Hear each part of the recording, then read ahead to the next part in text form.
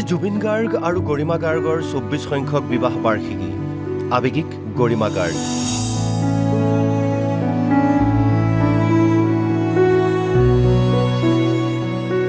জুবিনবিহীন প্ৰথমটো বিবাহ বাৰ্ষিকীত উচুপি উঠিল গৰিমা শইকীয়া গাৰ্গ প্ৰিয় গল্ডী কুঁৱৰী কেৱল উচুপিছে গৰিমাই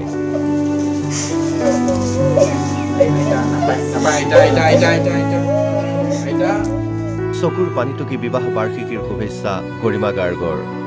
আজি জুবিন জীয়াই থকা হলে এনেদৰে উকা হৈ নৰলহেঁতেন মোৰ কাৰণে আচলতে খুব দুৰ্ভাগ্যৰ দিন এটা এনেইতো আজি দিনটো বেলেগ হ'লহেঁতেন ২৪ বছৰ সম্পূৰ্ণ কৰিলোহেঁতেন আমাৰ আজি হ'ব হ'লহেঁতেন আজি উপায় নাই ভগৱানে সেয়াই বিচাৰ কৰিছে আমাৰ লগত তেওঁ য'তে আছে শান্তিত থাকক আৰু সদায় মোৰ লগত থাকক মই সেইটোৱে বিচাৰোঁ জন্ম জন্মান্তৰলৈ একাত্ম হৈ থাকিব বিচাৰোঁ গতিকে তেওঁকো হেপী এনিভাৰ্চাৰী উইচ কৰিছোঁ আৰু ২০০২ চনৰ আজিৰ দিনটোতেই বিবাহপাশত আবদ্ধ হৈছিল জুবিন গাৰ্গ আৰু গৰিমা শইকীয়া গাৰ্গ আজিৰ দিনটোতেই গোলাঘাটলৈ দৰা সাজি গৈছিল জুবিন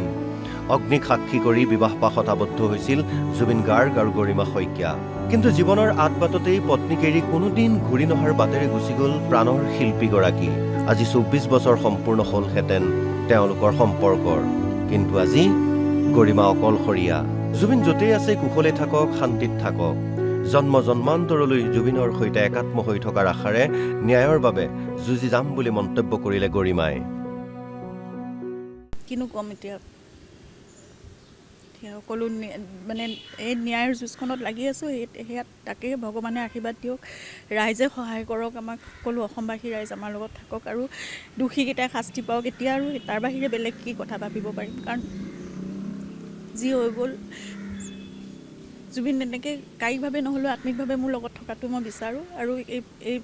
আইনৰ যুঁজখনত যাতে আমি জয়ী হ'ব পাৰোঁ সেইটোৱে কামনা কৰিছোঁ মানে অনবৰতে সেইটোৱেই প্ৰাৰ্থনা কৰোঁ ভগৱানৰ ওচৰত তেওঁক য'তে আছে কুশলে থাকক শান্তিত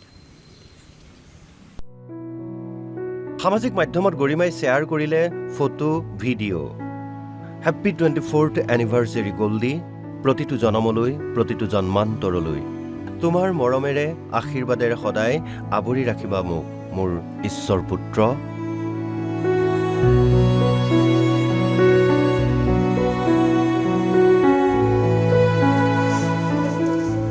ভিডিঅ' জাৰ্নেলিষ্ট দীপজ্যোতি কাকতিৰ সহযোগত হেপ্পী বৰাৰ ৰিপৰ্ট অসম লাইভ 24